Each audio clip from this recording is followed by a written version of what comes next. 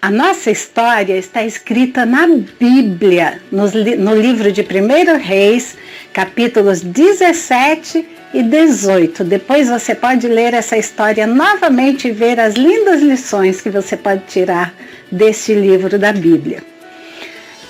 A nossa história fala sobre um homem muito especial, um profeta de Deus chamado Elias. Elias viveu muitos anos como um profeta de Deus. Deus o chamou um dia para falar do amor de Deus para muitas pessoas naquele país chamado Israel. Um dia, Deus chamou Elias e disse assim: Elias, eu tenho uma missão para você. E a missão que Deus deu a Elias era muito difícil, porque lá na terra de Israel, vocês lembram quando o povo chegou na terra prometida e Deus colocou o povo espalhado em várias regiões daquela terra? É como se fosse assim o nosso país dividido em estados. Deus dividiu aquela terra e disse quem deveria morar em cada parte daquela terra. O povo de Deus, quando chegou na terra prometida, eles aprenderam a adorar o único Deus verdadeiro. Só que alguns reis não foram muito legais para eles, sabe? E tinha um rei muito mau chamado Acabe, e a sua mulher chamada Jezabel é a pior mulher da Bíblia. Ela era muito má. Se fosse hoje, a gente diria que era uma bruxa, sabe? Pois é, a Jezabel era muito má. Sabem o que eles fizeram? Ao invés de ajudar o povo a adorar a Deus, eles não amavam a Deus. Então eles começaram a derrubar os templos que eram os templos do Senhor, que o povo tinha construído. Eles começaram a derrubar todos os altares que eram dedicados a Deus. E o pior, eles queriam matar todos os profetas de Deus. Profetas eram as pessoas como se fossem os pastores hoje, os missionários que levam a palavra de Deus. A Jezabel queria matar todos eles porque eles criam num Deus chamado Baal e numa deusa chamada Asera. E muitas vezes eles obrigavam o povo a crer nesses deuses. O povo começou também a se distanciar de Deus e começou a adorar esses deuses. E o coração de Deus ficou muito triste com isso. Então Deus disse assim para Elias: Elias, eu quero que você vá até o rei Acabe e você diga para ele que se eles continuarem adorando esse Deus chamado Baal, não vai chover sobre a terra durante muito tempo. E a terra vai ficar tão seca que não vai produzir alimentos. E aí Elias disse: eita, vou ter que enfrentar esse rei mau e a mulher dele pior ainda. Mas Elias obedeceu a Deus. E ele chegou até o rei Acabe e disse: olha, rei, Deus mandou dizer para vocês que se vocês continuarem adorando esse Deus chamado Baal, ele vai mandar uma grande seca sobre a terra. E durante muitos anos vocês não vão ter o que comer, porque a terra não vai produzir alimentos. Eles nem se importaram com Elias. Continuaram adorando o Deus deles, construíram uma grande estátua daquele Deus. E ali eles continuaram adorando, não obedeceram a Deus. E Deus cumpriu o que tinha prometido. De repente, começou uma seca. Não chovia 1 mês, 2 meses, 3 meses, vários meses sem chover. E a terra foi ficando tão seca, todas as plantas foram secando, as plantações não produziam. E Jezabel ficou com muita raiva de Elias. Ela achava que o Elias era culpado disso, entendeu? E aí ela resolveu mandar matar Elias. Que antes que Jezabel o encontrasse, sabe o que Deus fez? Deus falou com Elias. Ele disse assim: Elias, sai daqui e vai lá para o deserto. Lá tem um ribeiro, um riozinho pequeno chamado Querite. Você vai ficar lá nas margens desse riozinho, mas eu vou mandar uns corvos que existe lá naquela região. Esses pássaros vão levar alimento para você, vão levar pão e carne para você se alimentar todos os dias que você passar lá. Como é que Elias ia acreditar num negócio desse? No meio do deserto, um rio que produzisse, que tivesse água e uns animais, uns corvos que iriam alimentá-lo. É difícil de acreditar, não é? Mas Elias creu na palavra de Deus. Ele sabia muito bem o Deus em quem ele cria. Elias, mais do que depressa, foi para o deserto. Chegou lá na margem daquele riozinho. Elias ficou ali sentado, esperando, certamente tomou um banho bem fresquinho nas águas daquele riozinho. E quando foi no fim da tarde, lá vem os corvos voando e trazendo para Elias pão e carne. Você pode pensar assim, corvo, mas corvo é aquele urubu que a gente conhece aqui? Não, corvo é um pássaro preto que vive lá no deserto, que vive em regiões montanhosas. Olha só como é que é um corvo. Quando nós fomos a Israel, da última vez que fomos, a gente viu os corvos levando pães. Olha a foto que eu tirei de um corvo levando pão para os seus filhotinhos no ninho, que certamente estavam ali por algum lugar numa construção. Pois é, foram esses animais que Deus usou para alimentar Elias. E durante muitos dias não faltou alimento e não faltou água para Elias. Eu imagino que a Jezabel procurou Elias por toda parte. Nunca ela podia imaginar que Elias estava lá no meio do deserto, porque lá ela podia pensar que ele não sobreviveria. Mas o nosso Deus é muito mais, não é mesmo?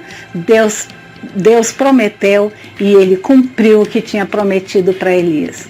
Mas um dia, a água daquele riozinho começou a secar. Foi diminuindo, até que o riozinho secou. E Deus disse assim para Elias: Elias, agora está na hora de você sair daqui desse lugar. Você vai para uma cidade chamada Sarepta. Nessa cidade, eu vou providenciar uma mulher viúva que vai cuidar de você, que vai alimentar você durante o tempo que você passar em Sarepta. Por que será que Deus queria que Elias fosse para aquela cidade? Elias nem pensou e nem perguntou isso para Deus.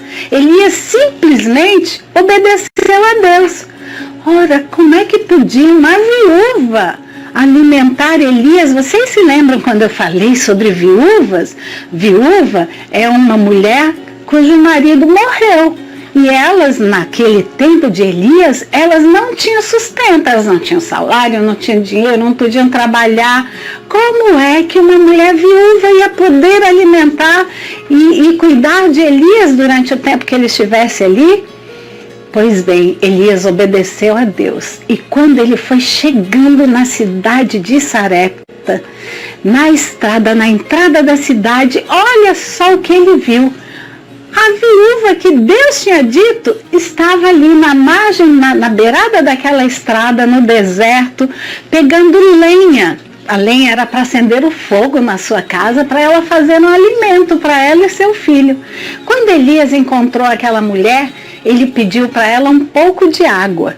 E ela disse assim: vou já buscar. E enquanto ela estava indo buscar a água, Elias disse assim para ela: mas traga também um pão, porque eu estou com muita fome, eu caminhei muito para chegar aqui. E ela disse assim: olha, sabe o que é, profeta? É porque eu só tenho um pouquinho de farinha lá em casa. E se eu fizer esse pão para você, esse pouquinho de farinha, eu estava pegando a lenha aqui para fazer um pão para mim e para o meu filho. É o último alimento que nós temos na nossa casa.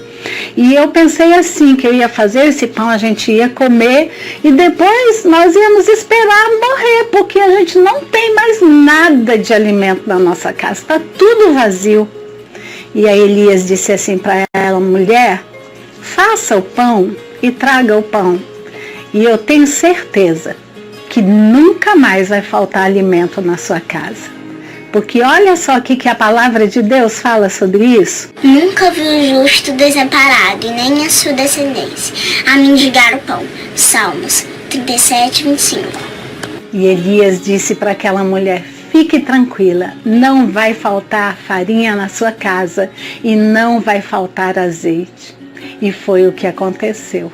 Aquela mulher obedeceu aquela palavra de Deus, foi lá, fez um pão bem gostoso para Elias. Ela e o filho comeram só um pouquinho para deixar que o profeta se alimentasse. Mas a partir daquele momento, aquela farinha foi se multiplicando, aquele azeite foi se multiplicando na sua casa e não faltou azeite e farinha para ela fazer pão durante todo o tempo que durou aquela seca. Vejam só como Deus faz. Mais uma vez, ele estava cuidando do seu profeta e ele estava abençoando as pessoas que abençoaram o seu profeta. Será que essas coisas acontecem ainda hoje com a gente? Acontecem sim. Quantas pessoas dividem um pouquinho do que tem com o outro, não é mesmo? Há uns anos atrás, sabem, Deus me chamou para estudar num seminário e para ser uma missionária. E eu pensei assim, puxa, como eu vou me sustentar? Como é que eu vou comprar as coisas que eu preciso lá naquele lugar? A minha igreja e alguns amigos e meus familiares me ajudaram durante um tempo lá, pagando os meus estudos. E enquanto eu estudava lá, eu tinha o alimento necessário, mas tinha algumas coisas que eu não tinha dinheiro para comprar. E um dia faltou sabonete para mim. Eu não tinha sabonete para tomar banho. Eu não ia ficar mal cheirosa, não é mesmo? Então eu orei assim para Deus: Senhor, eu não tenho dinheiro, o que eu vou fazer? E aí eu pedi um sabonete emprestado para uma amiga e disse assim: olha, eu vou lhe pagar, eu vou lhe devolver o sabonete assim que eu puder. E eu usei aquele sabonete e orei assim: Senhor, ajuda esse sabonete a durar muitos dias, porque eu não vou ter dinheiro para comprar outro. Só que no dia seguinte, sabem o que Deus tinha preparado para mim? Um homem que eu não conhecia, que morava em São Paulo, estava em viagem no Rio de Janeiro, foi lá no seminário onde eu morava. Ele disse assim: olha, as irmãs da minha igreja fizeram uma campanha lá, escolheram o seu nome, elas mandaram um presentinho para você. E quando eu cheguei no carro, que ele abriu o bagageiro, vocês não imaginam o que tinha lá dentro? Tinha dezenas, muitas caixas de sabonete, shampoo, desodorante, perfume, tudo que vocês imaginarem de higiene tinha lá naquele bagageiro, roupas. E eu usei sabonete durante quase todo o curso tempo que eu estudei lá, alguns anos, ainda dividi com as minhas amigas e devolvi muito mais para aquela amiga que tinha me emprestado. Viram como Deus hoje ainda sustenta a gente? Era um simples sabonete. E se você estiver precisando de alguma coisa na sua casa, sua família, eu tenho certeza que Deus pode usar alguém. Deus usou aquelas mulheres, Deus usou os corvos para alimentar Elias. Olha que coisa linda, não é mesmo? Deus pode usar quem Ele quiser para que nada falte na sua família. A Jezabel não descansou, porém. Ela mandou matar todos os profetas. Só que tinha um homem muito bondoso chamado Obadias. Sabe o que esse homem fez? Ele era funcionário do palácio do rei Acabe. Ele escondeu 100 profetas, escondeu 50 numa caverna, 50 em outra caverna, providenciou alimento para eles, para que ela não matasse aqueles 100 profetas, mas os outros todos foram mortos por Jezabel. E isso trouxe muita tristeza ao coração de Elias e de todos aqueles que criam em Deus. Quando Elias soube disso, ele ficou muito chateado. E então ele lançou um desafio, sabe, pro rei Acabe. Disse assim: olha, rei, eu quero enfrentar os seus profetas. Eu quero fazer um desafio para os seus profetas, para ver quem é o Deus verdadeiro aqui nessa terra. Acabe mais do que depressa chamou lá 450 profetas dele. Mandaram construir lá um grande altar. E aí Elias disse assim: olha, vamos fazer o seguinte, eu quero lançar um desafio para vocês. Vocês vão... esse altar aí que vocês construíram, vocês vão colocar lenha em cima desse altar, vão pegar um animal e vão colocar em cima dessa lenha, pode ser um boi, e depois vocês vão orar. E eu também vou fazer a mesma coisa. Vocês vão orar para o seu Deus Baal e eu vou orar para o meu Deus. Eu vou fazer também um altar, eu vou colocar a lenha, o boi aqui e vou orar também para o meu Deus. Aquele Deus que responder mandando fogo do céu, esse é o Deus verdadeiro. Combinado? Combinado. Eram 450 contra 1. E aqueles homens mais do que depressa aceitaram o desafio de Elias. Fizeram lá o altar, terminaram o altar, colocaram a lenha, o boi e começaram a orar desde cedinho até meio-dia. Eles oravam, eles pulavam, eles gritavam, eles rolavam no chão e gritavam mais alto e nada acontecia. E Elias lá só olhando, né? Porque Elias deixou que eles fizessem isso primeiro, né? Elias só olhando. Aí quando foi lá pelo meio-dia, Elias olhou para eles e falou assim: olha, eu acho que o Deus de vocês, talvez ele esteja lá meditando, ou quem sabe ele viajou, né? Pode ser que ele tenha viajado. Quem sabe ele está dormindo. Então gritem mais alto, bem alto, gritem muito. E aqui, quem sabe assim ele vai ouvir, não é? E aqueles homens começaram a gritar e a pular. E a Bíblia diz que eles até começaram a cortar os próprios corpos para que o Deus deles visse. Então eles fizeram sacrifícios ali, se cortando e gritando. Ficaram roucos de tanto gritar. Quando foi no fim da tarde, eles já estavam caindo de cansados, de mortos, de cansados, sem se alimentar. E Elias disse assim: bem, parece que ele não ouviu, né? Parece que ele está meio surdo. Agora é a minha vez. Eu vou clamar ao meu Deus. E Elias foi lá, preparou o altar, colocou lá o boi, a lenha, e ainda sabe o que ele fez? Jogou água em cima do boi, em cima da lenha, em cima do altar, fez um córregozinho em volta do altar, mandou que enchessem de água, e mais água, e mais água, disse: joguem bem muita água, bem muita água. E aqueles profetas, né, quero ver se vai pegar fogo aqui, e jogaram toda a água que eles puderam, tudo encharcado de água. E a Elias, olhem a oração que Elias fez a Deus, escutem só. Ó Senhor, Deus de Abraão, de Isaque e de Jacó, prova agora que és Deus de Israel, e que eu sou teu servo, e que fiz tudo isso de acordo com a tua ordem. Responde-me, ó Senhor. Responde-me para que este povo saiba que tu, o Senhor, és Deus e está trazendo este povo de volta para ti. Quando Elias terminou de orar, olhem o que aconteceu. Veio um fogo tão grande do céu que engoliu, que queimou aquela lenha, aquele boi, queimou as pedras, secou toda a água que estava lá. Gente, aqueles profetas de Baal não podiam acreditar num negócio desse, muito menos o rei. E eles ficaram desesperados, eles fugiram correndo com medo de Elias, que Deus era aquele que era capaz de agir daquela forma. E o povo de Deus que estava ali, que tinha se desviado, sabe, dos caminhos de Deus, estava adorando aquele Deus chamado Baal, se arrependeram, caíram de joelhos ali e voltaram a crer em Deus. É assim que Deus faz. Deus usou a vida de Elias como um profeta, preparou Elias, alimentou Elias, cuidou de Elias, e agora Elias estava sendo um profeta sozinho no meio daquele povo mau.